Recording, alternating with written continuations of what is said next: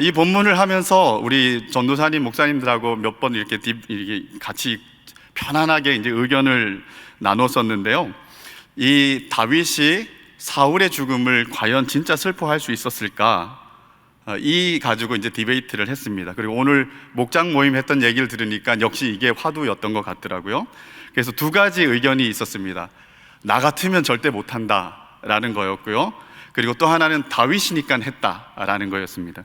첫 번째 의견은 어떻게 보면 과도하게 우리 입장을 이제 생각해 보는 견해 같아요.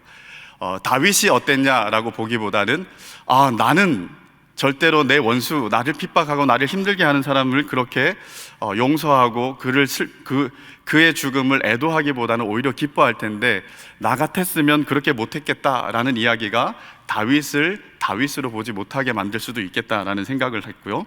두 번째 의견은 다윗이니까 했다라는 것은 다윗은 믿음이 좋으니까 뭐든지 우리가 생각하는 것을 뛰어넘어서 잘했겠지. 그래서 다윗을 지나치게 높이고 영웅처럼 만들어 버립니다. 그래서 오히려 그러다 보면 어떤 일이 벌어지냐면 다윗이니까 했지만 나는 그렇게 안 해도 된다라는 생각들을 은근히 할 수도 있을 것 같아요. 그래서 전자는 지나치게 인간적으로 다윗을 보려고 하고 후자는 지나치게 인간 이상의 어떤 모습으로 보려고 하다 보니까 우리가 늘 이 본문에 이 다윗이 이렇게 하도록 하게 한 진짜 이유를 찾지 못하는 것이 아닐까, 이런 생각을 한번 해보면서 말씀을 묵상하게 되었습니다. 이 본문에서 다윗의 모습은 이 두 의견 중간 어디에 있는 것 같습니다. 본문을 보면 볼수록 다윗이 이 애통하는 모습이 진정성이 있다라고 저는 느껴집니다. 그리고 이 진정성은 다윗의 어떤 영적 자질에서 비롯된 것이라기보다는 그가 지금까지 보여왔던 어떤 경건에서 비롯되는 것이 아닐까라는 차원에서 묵상을 한번 끌어가면서 본문을 이렇게 봤습니다. 그런 관점에서 한번 이 본문을 보겠습니다. 본문은 사울과 요나단의 전사 소식을 들은 다윗이 애가를 불러 유다 족속에게 또 더 나아가서는 이스라엘 전체에게 부르게 한 노래인데요, 이걸 장송시 또는 추도시라고 이렇게 할 수 있을 것 같아요. 그리고 이 시의 이름을 활의 노래라고 이렇게 지어놨습니다. 왜 이렇게 부르는지는 제대로 알려져 있지 않지만 사무엘상 20장 20절에 보면 요나단이 활을 쏴서 다윗을 도망가게 하는 장면이 나오게 돼요. 그래서 요나단을 떠올릴 때 이 다윗은 활을 생각하지 않았을까? 또 사무엘상 2장 4절의 한나의 노래를 보면 활과 용사를 묶어서 이렇게 표현하는 모습을 볼 수가 있습니다. 그래서 다윗은 사울과 요나단을 생각할 때 용사였고 그 용사를 적절하게 나타내는 것이 바로 이 활이라고 생각해서 이 시를 짓고 활의 노래라고 이렇게 명명하지 않았을까 싶습니다. 그리고 이 시는 처음과 끝을 오호라 두 용사가 쓰러졌도다, 엎드러졌도다 라고 반복되는 어구로 시작하고 있습니다. 시작하고 끝을 내고 있는데요, 오호라, 너무 슬프고 통제한 이 상황인데 바로 두 용사, 이스라엘의 영광이고 이스라엘의 지도자이고 이스라엘의 기쁨이었던 이 왕과 그 왕자가, 두 용사가 허무하게 아쉽게 죽었다, 전사했다라고 하면서 이렇게 통곡을 하면서 부르는 노래가 이 활의 노래인 거죠.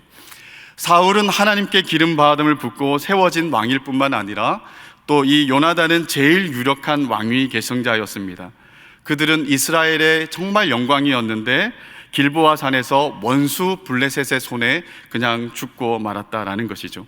그래서 다윗은 이 사실들을 슬퍼하면서 20절과 21절에서는 이들의 죽음을 원수의 땅에 알리지 말라라고 얘기를 합니다.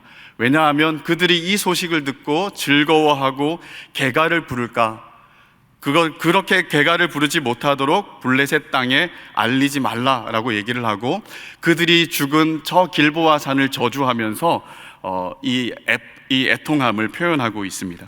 그리고 22절부터 마지막까지는 사울과 요나단이 얼마나 용맹한 용사였는지, 그리고 그들이 얼마나 아름다운 자였는지, 그리고 그들의 업적이 어떠했는지, 그들에 대한 사랑을 노래하면서 비통한 마음을 표현하고 있습니다. 혹자는 다윗의 이 같은 애통을 정치적인 고려라고 생각을 합니다. 자신을 핍박하는 사울은 다윗에게 큰 장애물이었기 때문에 그의 죽음은 다윗에게 큰 기쁜 소식이었을 것이라는 것이죠. 그래서 크나큰 장애물이 없어졌기 때문에 이스라엘 왕으로 등극할 상황들이 이제 됐고, 이제 그것들을 생각하면서 일련의 정치적 행보를 보일 필요가 있었기 때문에 민심을 얻기 위해서 다윗이 정치적으로 슬픔을 가장하며 이 시를 썼다라고 이렇게 얘기하는 사람도 있습니다. 가끔씩 우리가 일을 하다 보면 전임자를 깎아내리고 자신의 위상을 높이려는 사람들을 만나곤 합니다. 그런데 그런 시도는 사실 득보다는 실이 더 많은 것을 경험하게 될 것입니다. 그렇기 때문에 이 뱀같이 지혜로운 이 다윗은 전임자를 비방하거나 그들의 잘못된 위정을 부각시키기보다는 오히려 그들을 애도하고 그들의 업적을 칭송하며 사람들의 마음을 얻으려 했다라고 이렇게 이제 이야기를 하는 거죠. 근데 이런 주장에 저는 동의하기가 좀 어렵습니다.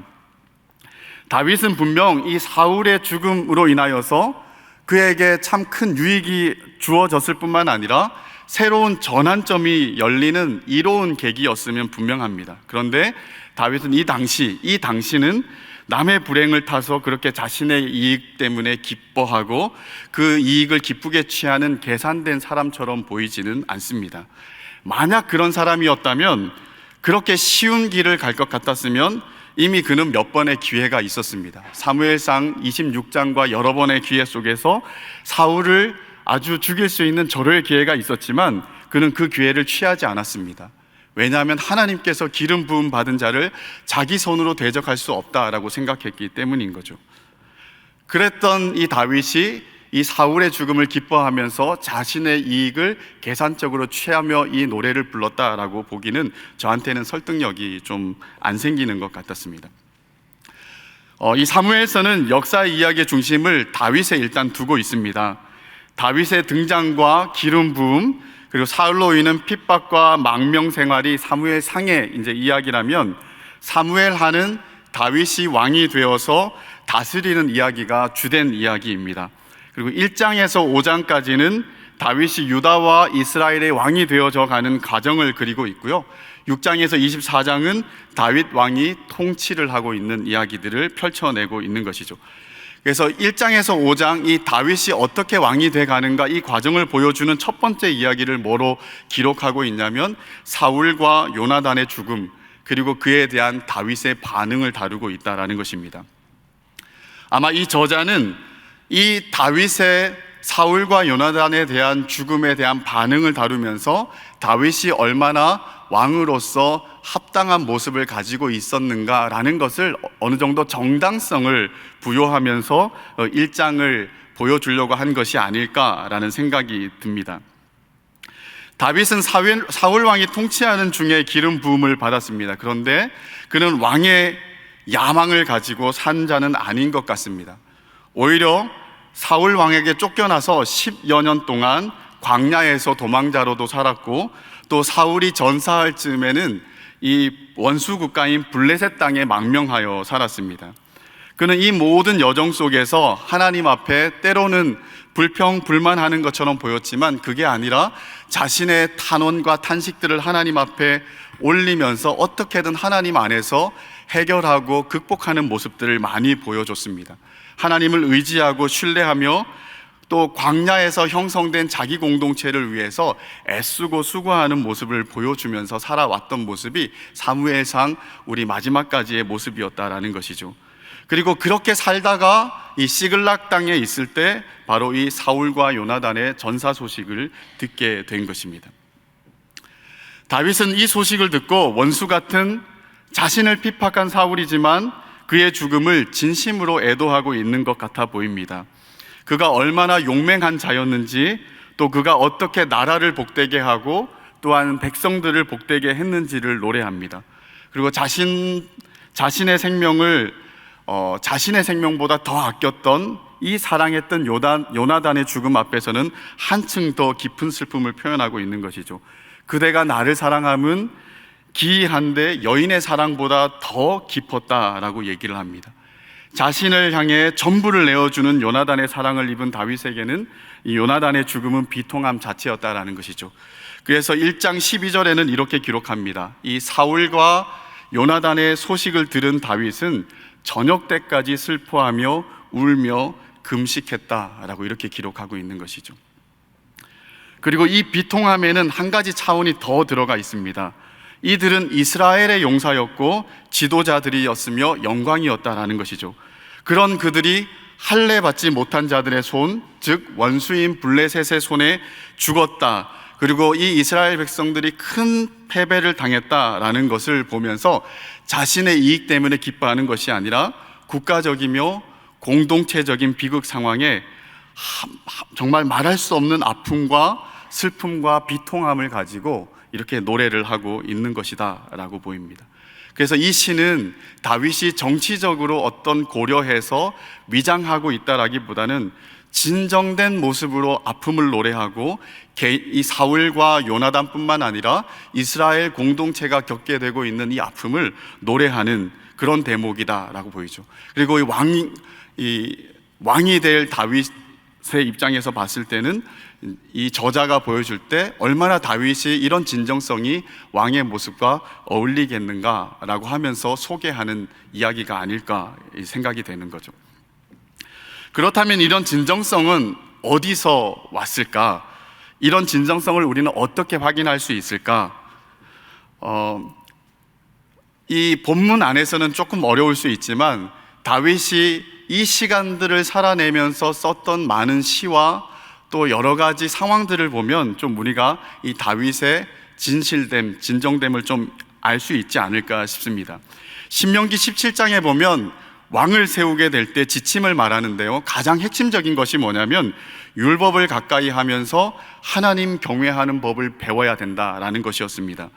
다윗은 비록 왕에 등극하지는 못했지만 10여 년이 넘는 이 광야 생활과 망명 생활을 통해서 하나님을 경외하는 법을 배웠습니다. 그는 광야에서도 정말 불평할 수 있는 그런 상황 속에서도 하나님을 찬양했었던 사람인 거죠.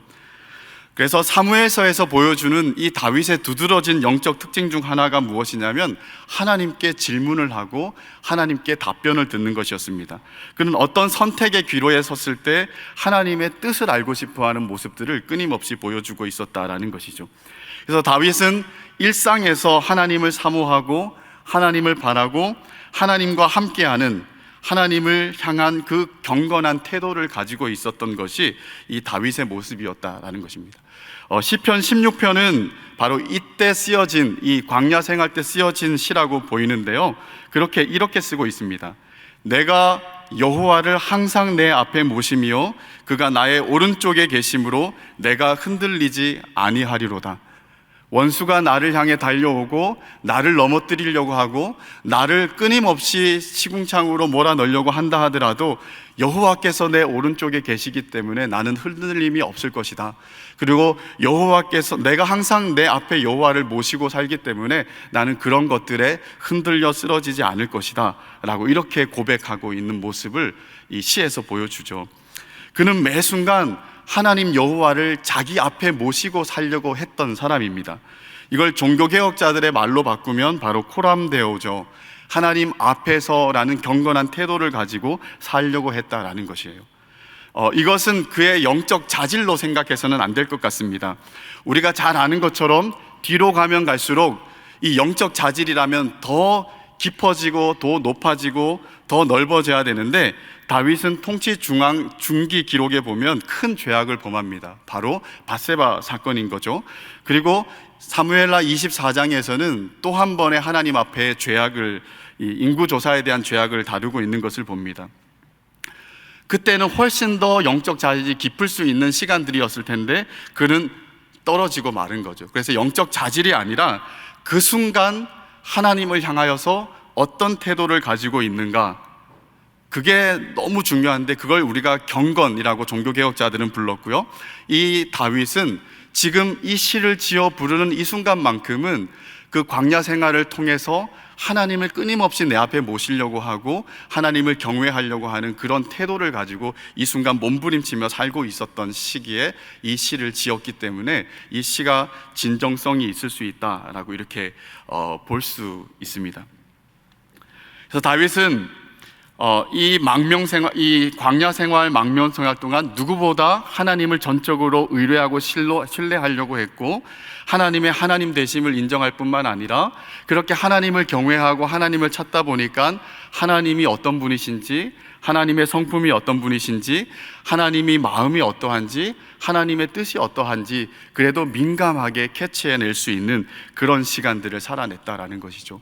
그리고 이 두 용사가 죽었을 때 하나님 마음을 읽어내면서 자신의 개인적인 유익의 관점이 아니라 하나님의 마음을 보고 사울과 요나단의 인생을 생각하고 또한 공동체의 비참한 현실을 보면서 하나님 나라의 관점에서 아파하고, 자기의 관점에서 기뻐하는 것이 아니라 하나님 나라의 관점에서 아파하고 애도하고 비통해하며 노래를 하고 있기 때문에 이 노래에는 다윗의 진정성이 있다라는 것이죠.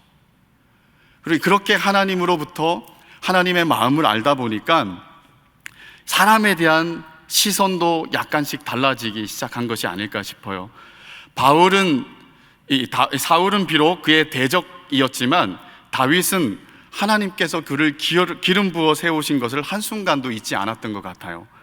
사울과 요나단의 죽음을 전한 이 한 청년이 왔을 때, 아말렉 청년이 왔을 때 그는 자신이 상을 얻을 줄 알고 자신이 사울을 직접 죽였다고 보고를 하게 됩니다. 그때 다윗은 그를 죽입니다. 이유가 뭐냐면 여호와의 기름 부으신 자를 죽였기 때문이다 라고 이렇게 말하는 거죠. 그렇죠? 이 다윗은 하나님 앞에 사울 때문에 애통해도 하고 탄식도 하고 탄원도 하고 그렇게 호소하기도 했지만 이 사울 왕을 한 번도 하나님이 기름 부어 세운 자가 아니다라고 생각해 본 적이 없는 거예요.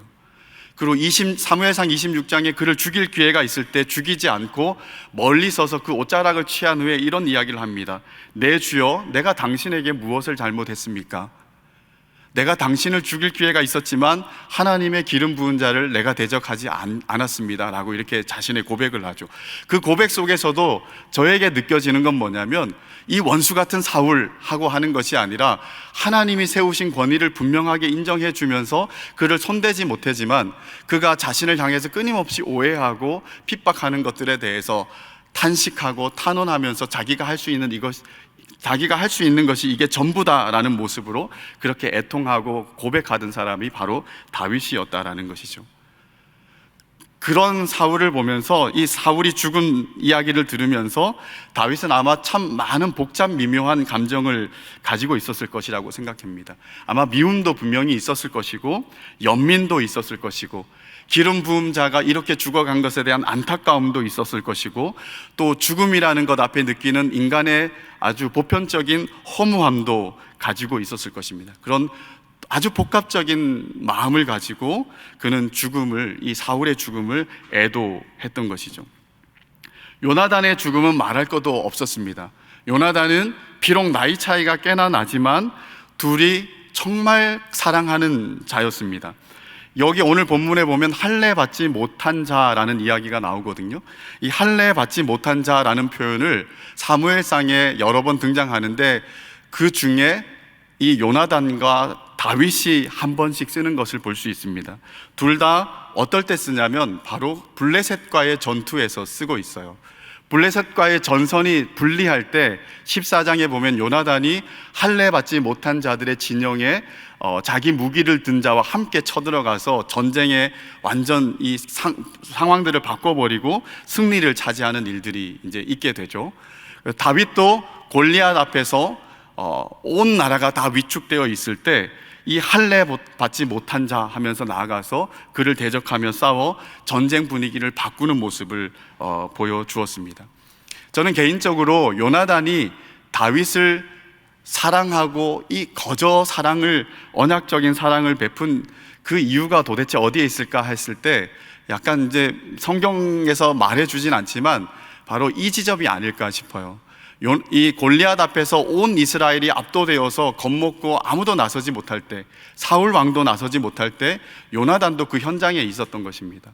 그래서 요나단도 그게 나서지 못하고 있는데 아주 어린 소년 하나가 나와서 하나님의 이름을 부르면서 적에게 겁없이 나가는 모습을 보면서 아마 얼마 전에 자기가 외치면서 믿음으로 전쟁터에 뛰어들었던 그런 시간들을 생각하면서 자신의 영혼이 일깨워지는, 하나님에 대한 감각이 일깨워지는 경험을 하면서 다윗을 사랑하게 되는 일들이 있지 않았을까, 이런 추정을 해보게 됩니다. 그런 관점에서 본다면 요나단과 다윗은 같은 신앙을 가지고, 같은 열정을 가지고, 같은 비전을 가지고 함께 사랑하고 함께 지지하고 함께 보호하는 아주 여인의 사랑보다 더한 기이한 사랑을 나눴던 관계인 것이죠. 이런 영혼의 친구가 전사했다라는 소식은 다윗의 마음과 정신을 쏙 빼놓는 비보이고 슬픔이었을 것이다 라는 것입니다. 그래서 다윗은 이 하나님이 주시는 이 경외함, 하나님을 경외하는 가운데서 사람을 보는 눈들이 달라지고 인생을 보는 눈들이 달라진 가운데서 이 죽음을 마주하고 있는 것이죠. 그리고 앞서 말했던 것처럼 더 나아가서 이 두 사람의 죽음은 단순히 두 사람이 아니라 나라의 지도자의 죽음이기 때문에 이것은 공동체적인 슬픔이라는 거죠. 비록 자기는 공동체에서 떨어져서 시글락 땅에, 블레셋 땅에 있지만 이 이스라엘 공동체가 느끼는 그 황당함과 아픔 같이 느끼면서 같이 이 노래를 했을 거라고 보입니다. 그는 공동체를 상당히 아끼는 사람인데요, 이 시글락 공동체뿐만 아니라 아둘람 굴에서 만났던 그 사람들을 정말 아끼고 사랑하는 모습을 많이 보여주잖아요. 그리고 나중에는 이스라엘 공동체도 진짜 아끼는 모습을 많이 보여줍니다. 사무엘하 24장에 보면 그가 인구조사 때문에 하나님이 진노하실 때 하나님이 세 가지 재앙을 선택하라고 내어줍니다. 하나는 3일간의 온역이고, 또 하나는 7년간의 기근이고, 다른 하나는 석 달 동안 원수에게 쫓겨서 도망가는 거였습니다. 이 세 가지 옵션 중에서 다윗이 고른 것은 뭐냐면 3일간의 전염병을 고르게 돼요. 그런데 이 전염병이 시작되자마자 순식간에 7만 명의 사람들이 죽는 일들이 벌어지게 되죠. 이 상황을 본 다윗은 이렇게 기도합니다. 나는 범죄하였고 악을 행하였거니와 이 양무리는 무엇을 행하였나이까? 청하건대 주의 손으로 나와 내 아버지 집을 치시옵소서. 이들을 용서하시고 살려주십시오 라는 기도를 하게 됐던 거죠. 이 다윗의 모습과 대비되는 한 사람이 있습니다. 그 사람은 역시 이스라엘의 몇 안 되는 의로운 왕 중에 하나인데요, 바로 히스기야라는 사람입니다. 히스기야가 질병에 걸려서 하나님의 고치심을 입고 다 나았을 때 저 먼 땅 바벨론 땅에서 사신을 보내게 돼요. 그때 그 사신들에게 곳간의 문을 다 열어주었을 때 하나님이 이런 이야기를 합니다. 왕궁의 모든 것과 왕의 조상들이 오늘까지 쌓아두었던 것이 바벨론으로 옮긴 바 되고 하나도 남지 않을 것이요, 또 왕의 몸에서 날 아들 중에서 사로잡혀 바벨론 왕궁의 환관이 될 것이다 라고 이렇게 저주가 선포되어지는 거예요. 나라와 백성에 큰 화가 미친다라고 이 이사야가 전하고 있는데 히스기야는 오히려 덜 힘들어해요. 왜냐하면 자신의 때에는 평안을 허락하시겠다라고 하나님께서 허락하셨기 때문입니다. 이렇게 말하죠. 당신의 전한 바 여호와의 말씀이 선합니다. 만일 내가 사는 날에 태평과 진실이 있을진데 어찌 선하지 않겠습니까? 자기 후손들에게는 엄청난 큰 화가 있게 된다라고 그 말씀이 전해지는 순간에 네 때가 아니라 다음 때에 이렇게 일어날 것이다 라는 그 말에 도리어 기뻐하고 안도하고 선하다라고 하나님을 이야기하는 이 히스기야 왕과 이렇게 비교해 본다면 다윗은 확실히 하나님 앞에서 백성들을 사랑하는 모습을 보여주고 있는 것이죠. 항상 그랬던 것은 아니지만 하나님을 경외하는 마음을 가지고 몸부림치며 있을 때 다윗은 그런 모습도 보여주었다라는 것입니다. 사랑하는 여러분, 제가 오늘 이렇게 말하는 것은 다윗이 이러이러하기 때문에 왕이 되어야 마땅합니다라는 것을 말하려고 하는 것이 아닙니다. 다윗이 얼마나 특별했는가를 얘기를 하려는 것이 아닙니다. 이스라엘의 왕이 되었던 다윗이 크고 작은 일, 그리고 중요한 일들을 감당하는 모습이 얼마나 진정성이 있었는지 그것을 보여주는 것을 그냥 읽되 그가 이 진정성이 도대체 어디서부터 왔는가, 그거를 우리가 한번 생각을 해보기를 원하는 거죠. 그 진정성은 하나님을 경외하는 데서부터 나왔다라는 것입니다. 자, 처음으로 한번 돌아가서 나 같으면 그렇게 못하겠다라고 우리는 늘 생각합니다. 그러다 보니까 다윗은 우리랑 또 다르기도 하고 특별한 사람처럼 이제 얘기하기도 하고 또 나의 감정을 다 이입해서 그렇게 못할 것 같다라고 얘기를 하면서 이 본문을 우리가 그 다음 차원으로 나가야 되는데 나가지 못하고 계속 우리 자신의 한계에 갇혀서 이 본문을 보고 우리 자신을 생각할 때가 되게 많은 것 같아요. 그런데 오늘 이 본문은 이 한계를 깨고 더 나아갈 수 있는 길들이 있다라는 것을 보여주는 것 같아요.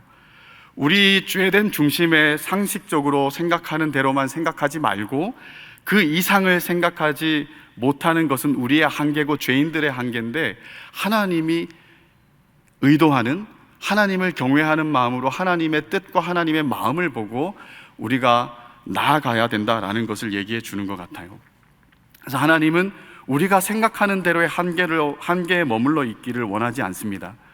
예수님은 원수를 사랑하라 하셨지 않습니까?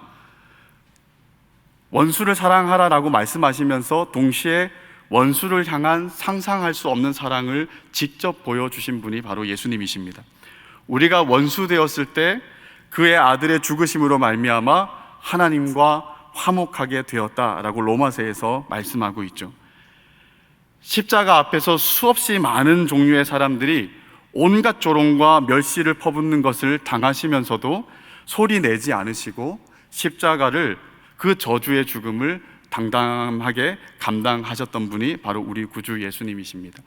그 구주 예수 그리스도께서 우리에게 그 사랑을 주시고, 그리고 너의 한계에 머물러 있지 말고 그 한계를 깨치고 내가 리드할 테니까 더 깊은 곳까지 나아가라 라고 우리에게 요구하고 있는 것이죠. 그래서 이 구주 예수 그리스도의 사랑을 진짜 입은 사람, 그리고 성령을 받은 이 신약을 사는 참된 성도들에게 하나님은 다윗이 경험한 이와 같은 진정성을 요구하고 있는 것입니다. 어떻게 그렇게까지 할 수 있습니까? 라고 반문하는 것이 아니라 주님이 그렇게 보여주신 것들을 바라보면서 우리의 한계를 깨고, 우리도 원수를 사랑하기는 정말 어렵지만 그럼에도 불구하고 원수의 아픔을 기쁨으로 여기기보다는 도리어 슬퍼할 줄 알고 애도할 줄 알고, 또 그를 한 인간, 하나님 안에서 한 인간과 또 연민으로 그를 보면서 그를 향해서 자신의 감정을 뛰어넘고 하나님 차원에서, 또 하나님 나라 차원에서 생각하며 길을 걸어갈 줄 아는 성도, 그 성도의 진정성을 오늘 우리에게 요구하고 있는 것이라고 생각을 합니다. 사랑하는 우리 성도님들, 우리가 오늘 이 본문을 의지하면서 우리도 너무 인간적인 생각에 머무르지 않았으면 좋겠습니다. 나 같으면 도저히 못하겠다라는 얘기만 하면서 한 걸음도 진전하지 못하는 그런 나눔이 되지 않았으면 좋겠고, 또 다윗을 너무너무 저렇게 영웅으로 만들어서 우리와는 전혀 성정이 다른 사람처럼 그렇게 만들지 않고, 다윗이 그렇게까지 진정성을 보이며 걸어갈 수 있었던 진짜 핵심, 살아계신 하나님을 향한 그 경건한 태도, 그 자세가 우리에게도 절실하게 필요하다라는 것을 붙잡고, 우리도 그 경건함을 가지고 하나님 앞에 끊임없이 찾고 구하고 하나님의 마음을 알고 그 성품을 입어서 우리도 생각할 수 없는 지점, 상상할 수도 없는 일들을 행하면서 세상과 사람들에게 감동을 줄 뿐만 아니라 또한 세상 가운데 이게 복음의 능력이다라는 것들을 보여줄 줄 아는 그런 성도의 삶들을 살아가게 되는 저와 여러분들의 삶이 되시기를 주님의 이름으로 축복합니다.